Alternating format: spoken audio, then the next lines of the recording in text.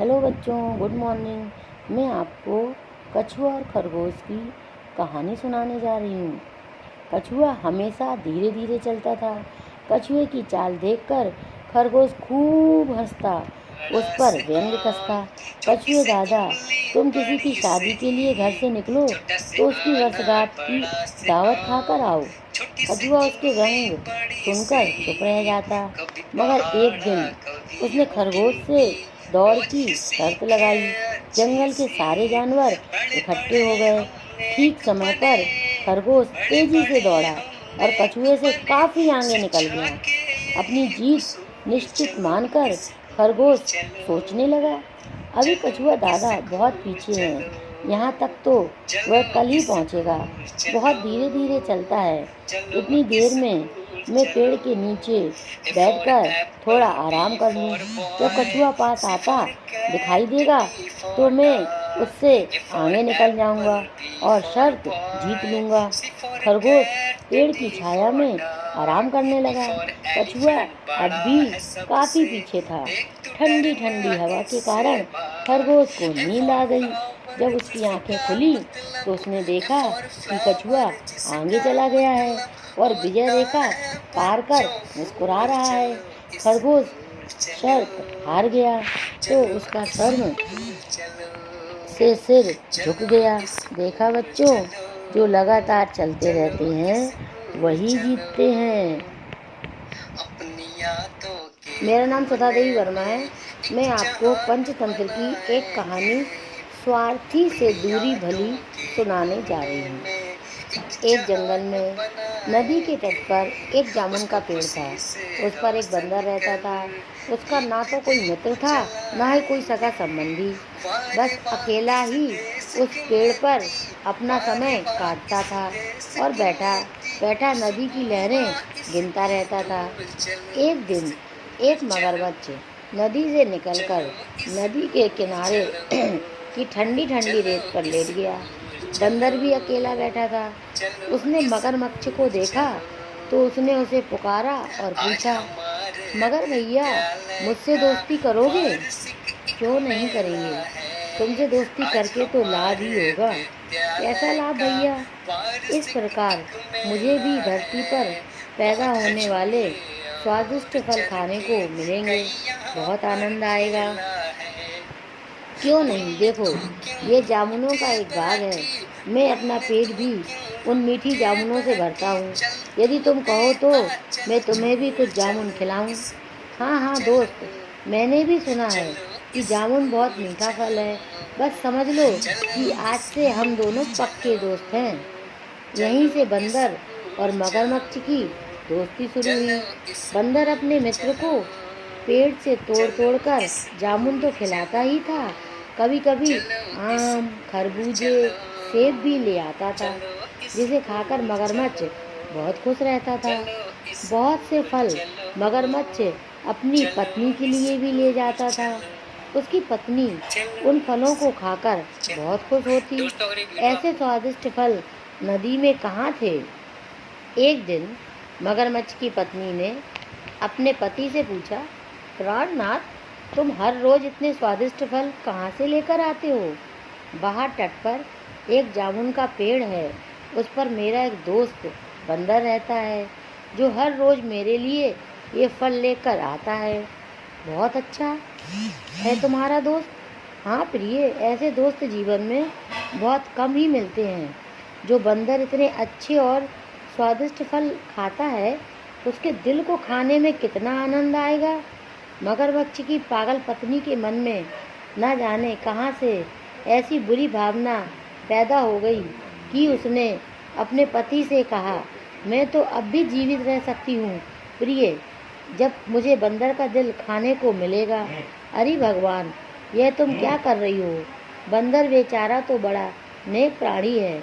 ऐसे प्राणी को मारना महापाप है। अपनी पत्नी की इच्छा पूरी ना करना तो उससे भी बड़ा पाप है। अब मैं उस बंदर का दिल खाकर ही जीवित रहूंगी, अन्यथा प्राण त्याग दूंगी।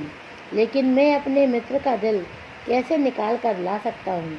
वह सागर में तो रहता ही नहीं है, जो अपनी ताकत से उसका वध करके उसका दिल निकाल लूँ। देखो जी, बंदर तुम्हारा दोस्त है ना? हाँ हाँ है।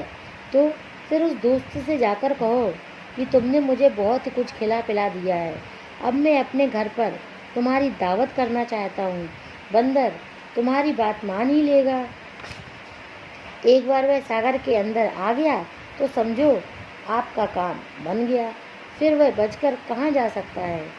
अपनी पत्नी की योजना सुनकर मूर्ख मगरमच्छ बहुत खुश हुआ। दूसरे दिन बंदर के पास जाकर मुझे बंदर ने आश्चर्य से मगरमच्छ की ओर देखा। हाँ दोस्त, उसने कहा कि तुमने हमें स्वादिष्ट फल खिलाए हैं, अब हम भी तुम्हारी सेवा करना चाहते हैं। बस आज आप हमें सेवा का अवसर दें। किंतु भाई मगरमच्छ, मैं नदी में कैसे जाऊंगा? मेरी पीठ पर बैठकर मैं तुम्हें अपनी पीठ पर बैठाकर ले जाऊंगा और पीठ पर बैठाकर वापस छोड़ जाऊंगा। बंदर ने मगरमच्छ की बात मान ली और उसकी पीठ पर बैठकर नदी में चला गया। बीच नदी में पहुंचते ही मगरमच्छ ने जान लिया कि अब तो बंदर मेरे काबू में है, ये कहीं भाग नहीं सकता, अतः इसे सच्ची बात बता ही देनी चाहिए। ये सोचकर वह बोला, देखो भैया, सत्य बात तो यह है कि मेरी पत्नी कहती है जब तुम्हारा दोस्त इतने मीठे और स्वादिष्ट फल खाता है तो उसका दिल तो और भी अधिक मीठा होगा। मैं उसका दिल खाना चाहती हूँ। यदि ऐसा ना हुआ तो मैं प्राण दे दूँगी। अतः अपनी पत्नी की जान बचाने के लिए ही मुझे मित्रघात करना पड़ रहा है। यह सुनकर बंदर को बहुत दुख हुआ। वह समझ गया कि उसका मित्र मगर मूर्ख है, जो मित्रता को छोड़कर पत्नी की अनीति की बातों को महत्व दे रहा है। किंतु अब किया भी क्या जा सकता है। अब तो मैं इस मगरमच्छ के जाल में फंस चुका हूँ। इससे बचने का अब कोई रास्ता भी नज़र नहीं आता। बंदर को अपनी बात से ये समझ में आ गया कि अपनी मौत सामने नज़र आ रही थी। उसके तेज मस्तिष्क में अचानक ही बचने का एक रास्ता आ गया। उसने मगरमच्छ से कहा, रुक जाओ मित्र। क्यों, क्या हुआ? देखो भाई, बंदर बोला, ये तो मेरे लिए बड़ी खुशी की बात है कि भाभी मेरा दिल खाना चाहती है, लेकिन मैं तुम्हें ये बात मुझे वहीं बतानी चाहिए थी। क्यों मित्र, ऐसी क्या बात है? भैया, मैं अपना दिल वृक्ष पर ही छोड़ आया हूँ। तुम जरा वापस चलो तो उस दिल के साथ को साथ ले और चले, नहीं तो तुम्हारी पत्नी खाएगी क्या? मेरा तो जाना ही व्यर्थ हो जाएगा। मगरमच्छ सागर में से बाहर आ गया और फिर जैसे ही वह किनारे पर पहुंचा वैसे ही बंदर छलांग लगाकर पेड़ पर चढ़ गया और मगरमच्छ से बोला, जा धोखेबाज मित्र, जा वापस चला जा। कहीं कोई प्राणी जिस्म से दिल अलग रखता है? तूने पत्नी के कहने पर मेरे साथ धोखा किया, आज से तेरी मेरी दोस्ती खत्म। इस प्रकार बंदर की जान बच गई और मगरमच्छ अपना सब मोह लेकर चला गया। देखा बच्चों, तो हमें ऐसे स्वार्थी लोगों से दूरी बनाकर रखनी चाहिए। मेरा नाम सुधा देवी वर्मा है। मैं आपको पंचतंत्र की एक कहानी कौवे की सूझ सुनाने जा रही हूँ। गर्मियों के दिन थे। एक कौवा बहुत प्यासा था। उसका गला सूख रहा था। जिस जंगल में वह रहता था, गर्मी के कारण वहाँ के सभी तालाब पोखर सूख चुके थे। इतनी गर्मी में उड़कर कहीं दूर जाना भी दूभर था, मगर प्यास से उसे बेहाल किए दे रही थी। जब नहीं रहा गया तो वह पानी की तलाश में उड़ चला। वह जंगल से शहर की ओर आ गया। वहाँ एक मकान के ऊपर से उड़ते हुए उसे एक पेड़ के नीचे एक घड़ा रखा दिखाई दिया। वह घड़े के ऊपर जा बैठा। उसने घड़े में झांक कर देखा, उसमें थोड़ा सा पानी था। उसकी चोंच कितने ही प्रयास करने पर पानी तक नहीं पहुंच सकती थी। वह सोचने लगा कि क्या करूं? अचानक उसे एक उपाय सूझा। वह जमीन से एक एक कंकड़ उठाकर घड़े में डालने लगा। धीरे धीरे घड़े का पानी ऊपर आने लगा। कुछ ही देर में पानी इतना ऊपर आ गया कि अब उसकी चोंच आसानी से पानी तक पहुंच गई। कौवा ने अपनी जी भरकर प्यास बुझाई और पानी पिया और खुशी से काँव काँव करता हुआ उड़ गया। देखा बच्चों, कौवे ने अपनी सूझ से पानी पी लिया और अपनी प्यास बुझा ली। मेरा नाम सुधा देवी वर्मा है। मैं आपको पंचतंत्र की एक कहानी गुफा की आवाज़ सुनाने जा रही हूँ। एक बूढ़ा शेर जंगल में मारा मारा फिर रहा था। कई दिनों से उसे खाना नसीब नहीं हुआ था। दरअसल बुढ़ापे के कारण वह अब शिकार नहीं कर पाता था। छोटे छोटे जानवर भी उसे चकमा देकर भाग जाते थे। जब भटकते भटकते वह काफ़ी थक गया था तो एक स्थान पर रुककर सोचने लगा कि क्या करूं, किधर जाऊं, कैसे बुझाएं इस पेट की आग। काश हम भी दूसरे शाकाहारी जानवरों की भांति घास पात फल फूल खा लेते तो आज मुझे इस प्रकार भूखों ना मरना पड़ता। अचानक उसकी नज़र एक गुफा पर पड़ी। उसने सोचा कि इस गुफा में अवश्य ही कोई जंगली जानवर रहता होगा।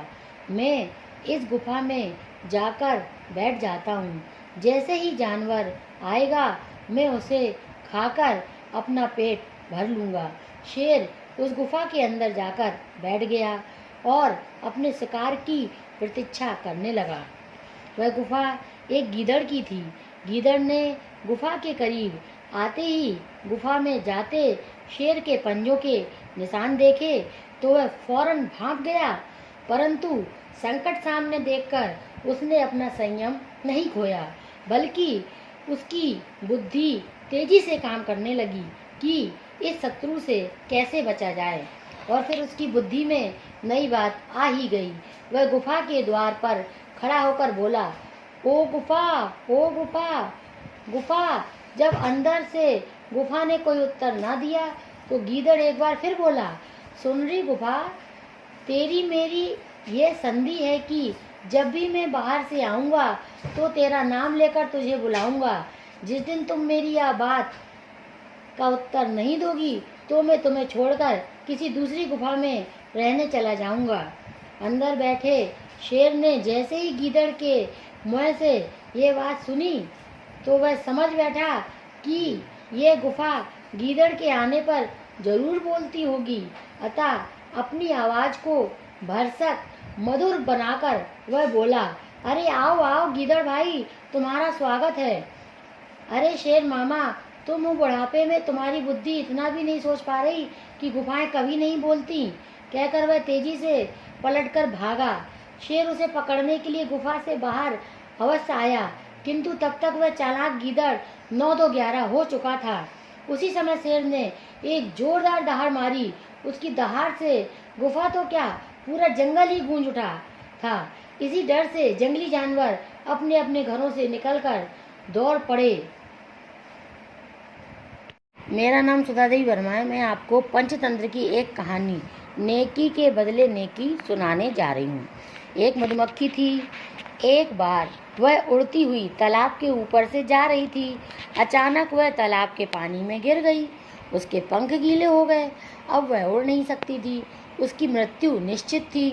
तालाब के पास पेड़ पर एक कबूतर बैठा था। उसने मधुमक्खी को पानी में डूबते हुए देखा। कबूतर ने पेड़ से एक पत्ता तोड़ा, उसे अपनी चोंच में दबाकर तालाब में मधुमक्खी के पास गिरा दिया। धीरे धीरे मधुमक्खी उस पत्ते पर चढ़ गई। थोड़ी देर में उसके पंख सूख गए। उसने कबूतर को धन्यवाद दिया। फिर वह उड़कर दूर चली गई। कुछ दिन के बाद कबूतर पर संकट आया। वह एक पेड़ की डाल पर आंख मूंदकर सो रहा था।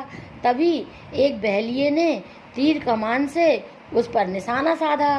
कबूतर इस खतरे से अनजान था, मगर मधुमक्खी ने बहेलिये को निशाना साधते हुए देख लिया था। वह उड़कर बहेलिये के पास पहुंची।